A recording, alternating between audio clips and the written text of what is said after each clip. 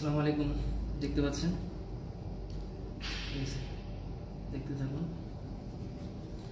তো বিদেশে আসলে যেই আসেন না কেন হাতের কাজ শিখে আসবেন, কাজে লাগবে। ঠিক আছে, তো বিষয় বুঝতে পারছেন। টানেন।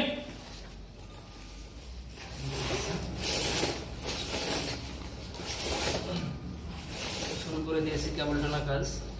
তো যে যেখান থেকে দেখতেছেন লাইক কমেন্ট শেয়ার করবেন ইনশাল্লাহ। আবার নতুন নতুন কাজ নিয়ে আপনাদের মাঝে আমি হাজির হবো। আমি মোহাম্মদ সোহেল রানা আপনাদের মাঝে।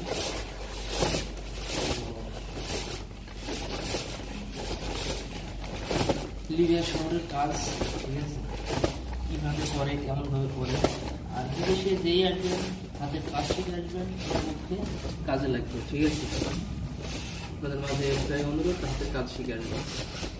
তোমার জীবনে হাতের কাজের